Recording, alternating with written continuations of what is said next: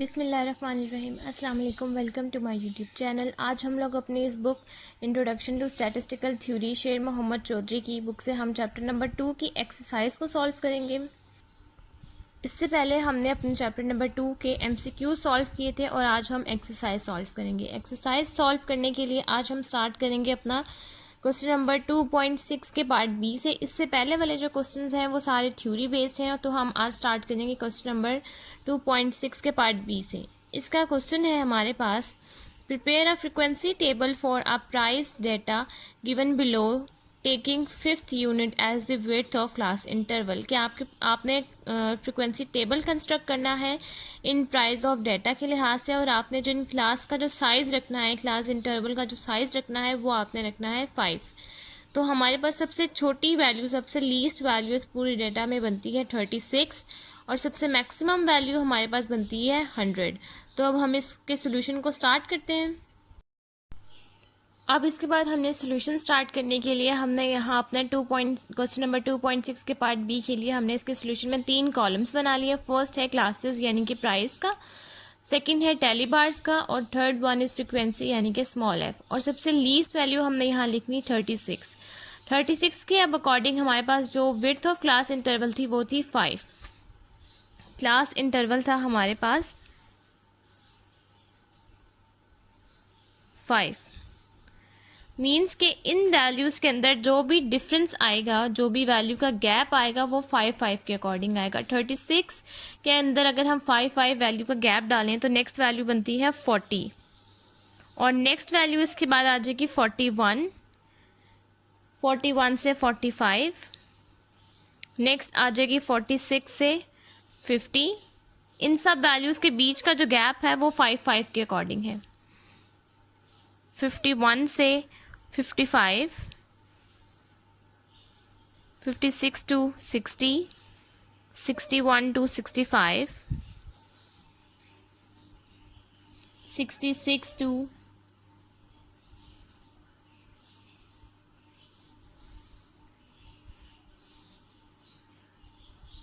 70, 71 to 75, 76 to 80, 81 to 85, 86 to 90, 91 to 95, 96 to 100।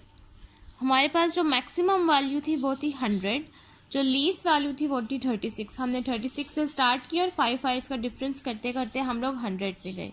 ये हमारा 100 last value बन रही थी 5 के सीक्वेंस से। अब हमारे पास मैक्सिमम वैल्यू 100 है तो इससे हम आगे एक्सीड नहीं करेंगे। नेक्स्ट अब हमने अपने टेबल यानी कि जो इस हमारे पास जो डाटा गिवन है उसमें से हमने टेली बार्स बनानी है और यहाँ हमने फ्रीक्वेंसीज को काउंट करके लिख लेनी है।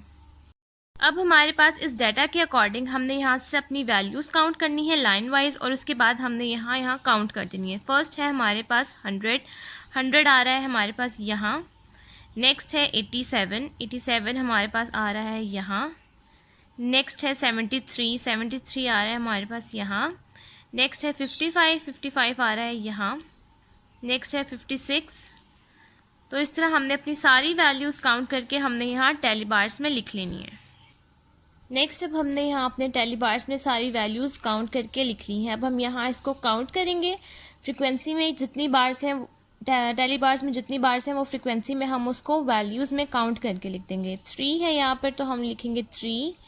यहाँ 6 है, 5 6 7 8 7 6 1 1 4 4 3 3 2 2। हमारे पास इन सबको काउंट करके जो सम आएगा वो है sum of f is equals to 3 6 8 7 6 1 1 4 50। इसको सम करके जो हमारे पास आंसर आया है सम ऑफ f वो है 50। अब हम अपनी वैल्यूज़ को काउंट करेंगे कि हमारे पास अपनी वैल्यूज़ कितनी थी और उसका सम हमारे पास 50 है या नहीं। अब हम अपनी वैल्यूज़ काउंट करेंगे। वैल्यूज़ हैं हमारे पास 5 10 15 20 25 30 35 40 45 50। हमारे पास वैल्यूज़ हैं वो 50 हैं और हमारे पास जो सम ऑफ एफ भी है वो है 50। मीन्स कि ये हमारा आंसर बिल्कुल ठीक है। ये है फ्रिक्वेंसी डिस्ट्रीब्यूशन बनाने का तरीका कि अगर आपके पास क्लास इंटरवल मेंशन हो और आपके पास वैल्यूज़ हों तो आपने इसको कैसे फ्रिक्वेंसी डिस्ट्रीब्यूशन का टेबल प्रिपेयर करना है। नेक्स्ट हमारे पास क्वेश्चन है क्वेश्चन नंबर 2.7, जिसका फर्स्ट पार्ट जो है वो डेफिनेशन है। ये डेफिनेशन आपको मेरी वीडियोस में से मिल जाएंगी। सेकंड पार्ट बी जो है वो है are record was made of the number of absences per day from a factory over 35 days with the frequency result with the following results. सबसे पहले जो हमारे पास एक्स का टेबल है वो है एब्सेंटीज का, जो कि है 0 to 7। नेक्स्ट है नंबर ऑफ डेज यानी कि फ्रिक्वेंसी, जो कि है 5, 7, 9, 6, 4, 2, 1, 1। फर्स्ट पार्ट है इसका on how many days were there fewer than 4 people absent, कि कितने डेज में हमारे पास फ्यूअर देन 4 पीपल जो हैं वो एब्सेंट रहे हैं, हमने उसका सम निकालना है। इसका सम निकालने के लिए अब हम इसका सोल्यूशन स्टार्ट करेंगे पार्ट 1 के लिए। इसका सोल्यूशन स्टार्ट करने के लिए सबसे पहले हमने अपनी स्टेटमेंट को देखना है। स्टेटमेंट में हमारे पास सबसे पहले मेंशन है फ्यूअर देन। फ्यूअर देन हम लोग लिखेंगे, फ्यूअर देन का मतलब क्या होता है, फ्यूअर देन 4 मीन्स के वो हमें ये कहना चाह रहा है कि हमने उतने पीपल का डेटा निकालना है जो कि फ्यूअर देन 4 हो और जो कि एब्सेंट रहे हो फ्यूअर देन 4 पे। फ्यूअर देन 4 का मतलब है लेस देन 4, कि 4 से जितने भी लेस वैल्यूज़ हैं हमने 4 को काउंट नहीं करना, 4 से लेस, 4 से जितनी भी वैल्यूज़ हमारे पास हैं उसका हमने डाटा रिकॉर्ड करना है। उन्हें बताना है कि इतने पीपल हमारे पास एब्सेंट थे और ये हमारे पास नंबर ऑफ डेज आ गए हैं। फर्स्ट अब हमने फ्यूअर देन 4 का निकालना है, यानी कि 4 से लेस, 4 को काउंट नहीं करना हमने, 4 से नीचे जितने भी एब्सेंटीज़ हैं जो कि है 0, 1, 2, 3 वो हम लेंगे और उसका हम टेबल बना लेंगे। ये हमने इस तरह टेबल बना लिया है जिसमें हमने एक तरफ वैल्यूज़ लिखी हैं 0, 1, 2, 3 एक्स के अंदर है और नंबर ऑफ डेज हैं जो कि एफ़ है। अब हमने इन वैल्यूज़ को काउंट करना है। जो हमारे पास सम ऑफ एफ़ आएगा फ्यूअर देन 4 का, वो हमारे पास फ्यूअर देन 4 पीपल एब्सेंट का नंबर ऑफ डेज़ का डाटा होगा। हम इन वैल्यूज़ को काउंट करेंगे। 5 + 7 12, 12 + 9 21, 21 + 6 27।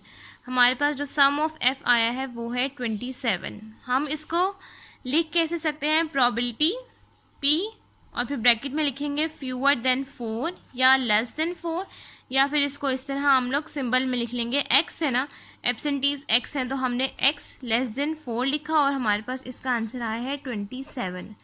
ये है हमारे पास आंसर कि कितने how many days were there fewer than 4 people absent. तो हम यहाँ स्टेटमेंट में मेंशन करेंगे देयर आर 27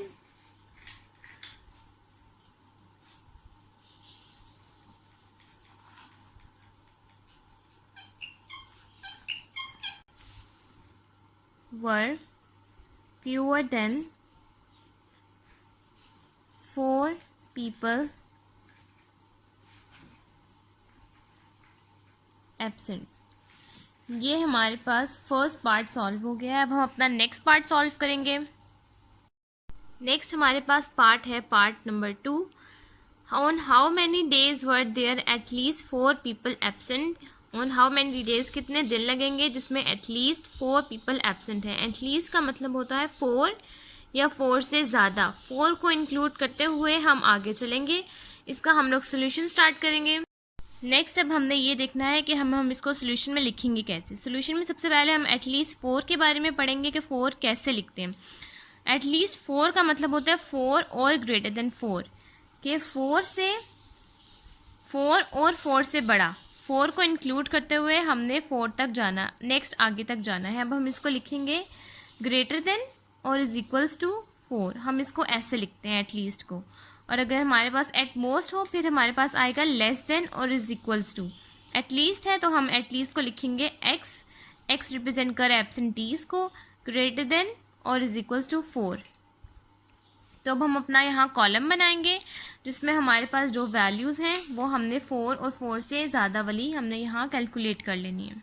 नेक्स्ट हमने अब इस डाटा के अकॉर्डिंग हमारे पास है एटलीस्ट 4 यानी कि 4 और 4 से बड़ा, तो हमारे पास वैल्यूज़ आएंगी 4, 5, 6, 7 ये हम लोग एक्स में लिख देंगे और इनकी फ्रिक्वेंसीज आगे मेंशन कर देंगे 4, 2, 1, 1। अब हम इन सब की वैल्यूज़ यानी कि नंबर ऑफ़ डेज़ को हम काउंट करेंगे तो हमारे पास इस वाली स्टेटमेंट का आंसर आ जाएगा। इसके सोल्यूशन में अब हमने टेबल कंस्ट्रक्ट कर लिया है। एक तरफ हमने 4 और 4 से बड़ी वैल्यूज़ लिख ली थी यानी कि 4, 5, 6, 7 और इनकी फ्रिक्वेंसीज 4, 2, 1, 4, 2, 6, 7, 8 यानी कि सम ऑफ एफ हमारे पास आंसर आया 8 और पी एटलीस्ट 4 का आंसर है हमारे पास 8। और अब हम अपनी स्टेटमेंट में लिखेंगे इसको। स्टेटमेंट में अब हम इसको ऐसे लिखेंगे, देयर आर 8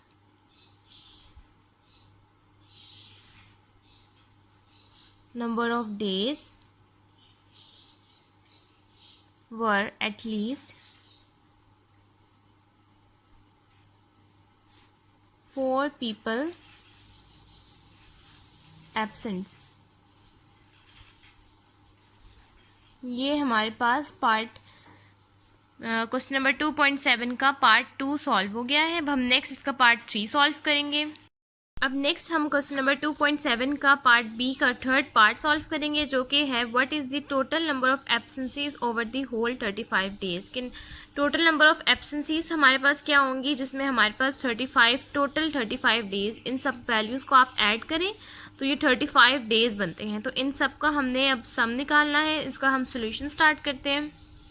अब हम इसका थर्ड पार्ट सॉल्व करते हैं। थर्ड पार्ट की स्टेटमेंट थी what is the total number of absences over the whole 35 days. इससे पहले हमने नंबर ऑफ़ डेज़ फाइंड किए हैं। अब हमने total number of absences find करनी है over the whole 35 days, 35 days के अकॉर्डिंग। तो यहाँ सोल्यूशन में हमने पूरा होल टेबल कंस्ट्रक्ट कर लिया जो कि एब्सेंसीज का है, एब्सेंटीज़ का, फिर है नंबर ऑफ़ डेज़ यानी कि फ्रिक्वेंसी। अब third column number of frequency को हमने काउंट किया वो 35 डेज़ इक्वल है। अब हमने थर्ड कॉलम जो बनाना है उसमें अब हम लोगों ने इस क्वेश्चन को सॉल्व करते हुए टोटल नंबर ऑफ़ एब्सेंटीज़ निकालना है। उसमें हम लोग क्या करेंगे, उसमें हम लोग करेंगे एफ़ को एक्स से मल्टीप्लाई कर देंगे यानी कि एफ़ ऑफ एक्स लिखेंगे। एफ़ ऑफ एक्स हम लोग कैसे सॉल्व करेंगे, एफ़ ऑफ एक्स हम ऐसे सॉल्व करेंगे कि अब हमने एक्स की वैल्यूज़ को 5 से एफ़ से मल्टीप्लाई करना है यानी कि 0 × 5 इज इक्वल्स टू 0,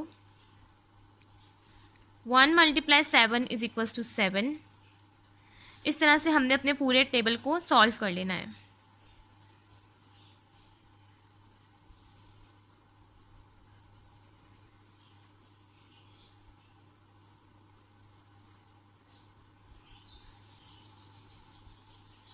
ये हमने अपनी पूरी वैल्यूज़ लिख ली है। अब हमने इस सब वैल्यूज़ को ऐड करना है तो हमारे पास sum of X F of X आएगा 82। इन सब वैल्यूज़ को ऐड करके हमारे पास sum of F of X आया है वो है 82 यानी कि इस क्वेश्चन का हमारे पास आंसर है 82। हम अपनी स्टेटमेंट लिखेंगे। स्टेटमेंट आएगी